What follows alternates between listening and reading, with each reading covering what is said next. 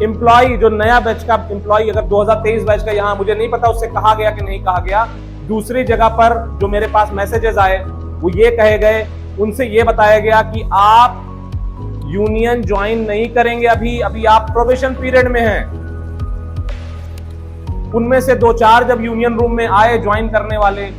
उनके साथ भी मेरी वार्ता हुई। उन्होंने कहा कि सर हम अभी यूनियन कैसे ज्वाइन कर सकते हैं, हमें तो ये बताया गया, अभी नीचे मुझसे किसी कोई मिलकर के बताया कि आप लोग प्रोबेशन पीरियड में आप यूनियन नहीं ज्वाइन कर सकते। मैंने उन लोगों से कहा कि आपसे जिसने ये बात कही है, आप उसके पास जाकर के सिर्फ एक सवाल कर लीजिए कि आप ये बताइए, इस पूरे पीरियड में आज ज्वाइन करने के बाद मेरे साथ अगर मैनेजमेंट ने कोई भी गलत हरकत कर दी, मेरी सर्विस कंडीशन में कोई बदलाव कर दिया, तो बताइए यूनियन उसमें इन्वॉल्व हो सकती है या नहीं हो सकती। और मैं फिर उसको मैंने कहा कि उसके पास जवाब नहीं होगा। वजह क्या है? वजह यह है कि हमारे पास ये जो पूरा डिपार्टमेंट हमारा एफसीआई खड़ा है, ये जो हमारी वर्किंग जो आप देख रहे हो, ये अपने आप में कोई बनिया की दुकान नहीं है कि जो भी नियम सुबह बनिया ने सोचा कि आज मुझे ज्यादा काम कराना तो आज उसने ज्यादा काम करा लिया, आज उसने आराम देना तो उसने आराम दे दिया, उसकी मर्जी से सारे जो है चीजें चल रही उस दुकान के अंदर। ये पूरे एफसीआई के अंदर आप लेबर लॉज के अंतर्गत काम कर रहे हैं। ये पूरा डिपार्टमेंट लेबर लॉ को फॉलो करता है। और लेबर लॉ, आपका industrial dispute act, trade union act, factory act, minimum wages act, तमाम इतने एक्ट्स हैं जिनके अंतर्गत आप उन शर्तों के ऊपर काम कर रहे हैं। एक आम एम्प्लॉय इन एक्ट्स के बारे में नहीं जानता है, लेकिन एक लीडर को यह बात पता होनी चाहिए कि कौन कौन से एक्ट्स हैं जिनके अंतर्गत हमारी सर्विस कंडीशंस हैं। और मैं इसीलिए हमेशा प्रयास करता हूं कि ये सिर्फ लीडर तक सीमित ना रहे, ये एम्प्लॉय तक भी जाना चाहिए कि उसको पता होना चाहिए कि उसके क्या अधिकार हैं, उसके क्या सीमाएं हैं, उनके ऊपर कौन से नियम लागू होते हैं।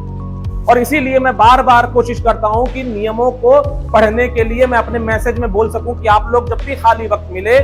आप लोग ठीक है, आप लोग, हर व्यक्ति जो है मनोरंजन चाहता है। यहां से निकल करके गया, उसने रील चलानी शुरू की, रात में वो रील पे रील चलाया जा रहा है। ये एक मानव एक प्रवृत्ति में ही है, ये हर उम्र के लोग करते हैं। लेकिन मेरी एक रिक्वेस्ट यही रहती है कि उस पूरे रील को चलाते समय या उसके पहले या उसके बाद थोड़ा सा 10 मिनट, 15 मिनट, 20 मिनट, आधे घंटे, जितना आपकी श्रद्धा बन सके, अपने खुद के लिए, ये किसी यूनियन को मजबूत करने की बात नहीं कर रहा हूं, अपने खुद के लिए आप नियमों को देखना, पढ़ना शुरू कीजिए। फिर मैंने उस बच्चे से कहा कि जब वो आप उससे पूछोगे तो उसके पास नॉलेज नहीं होगी, क्योंकि उसे ये डर था कि कहीं ऐसा ना हो कि जो नया एम्प्लॉय आया है वो इस बात से यूनियन को ज्वाइन कर ले, बीकेएन के संघ को, कि ये तो रिकॉग्नाइज है, सारे काम ये करा रही है, तो इसी के साथ रहना चाहिए। इसलिए उसने आपको बरगलाने के लिए कह दिया कि 1 साल आपको वेट करना पड़ेगा, वरना एम्प्लॉयमेंट अनएम्प्लॉयमेंट की कंडीशन पर जो भी डिस्प्यूट बनेगा, वो डिस्प्यूट यूनियन तभी उठा सकती है जब आप उसके मेंबर हो या आप उसकी कंडीशंस उसके डायरेक्टली इंटरेस्ट में होगा। और अगर आपका मेंबर बनना संभव नहीं होता तो आपके साथ अगर कोई भी कंडीशन एफसीआई मैनेजमेंट ने लगाई तो कोई आपकी मदद नहीं कर सकता, जो कि संभव नहीं है। दूसरा, उसको मैंने एग्जांपल दिया इस बात के लिए कि अब जब पूछना तो उससे ये पूछना कि ये बताइए, क्या मैं स्टाइपेंड पे यहां पे आया हूं या फिर S5 स्केल पर मैं यहां पर आया हूं। S5 स्केल 28,200 जो फिक्स हुई है, वो बीकेएन के संघ और मैनेजमेंट के आपसी समझौते के बाद डीओई के जो आखिरी जो सिग्नेचर है आपके फाइनेंस मिनिस्ट्री का, उसके बाद एमओएस होने के बाद, सर्कुलर जारी होने के बाद एक नए जो AG3 आता है उसको 28,200 दिया जा रहा है। और संघ या कोई भी यूनियन, किसी भी डिपार्टमेंट की यूनियन अपने मेंबर या अपने वर्कमैन कंडीशन जो कैटेगरी के लोग हैं उनके अलावा दूसरे का नेगोशिएशन नहीं कर सकते। तो अगर आपका नेगोशिएशन फाइनल हुआ है S5 स्केल 28,200 तो आप यूनियनाइज हैं,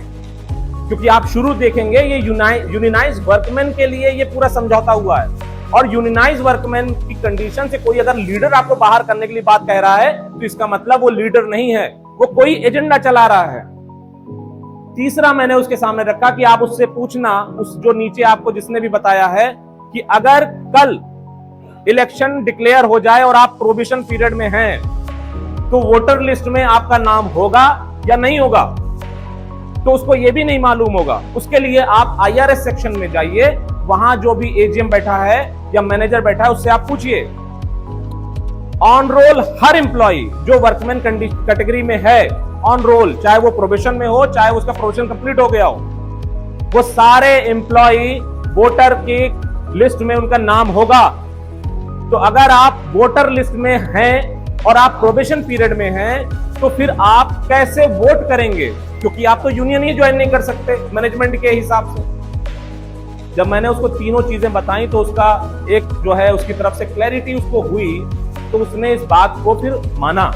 कि उसको गलत इंफॉर्मेशन दी गई। और ये इंफॉर्मेशन सिर्फ और सिर्फ इस यूपी के इस RO के अंदर नहीं हुई है, ये गलत इंफॉर्मेशन पूरे इंडिया में जहां जहां पर भी इनसे हो सका है वहां वहां पर कराई गई है।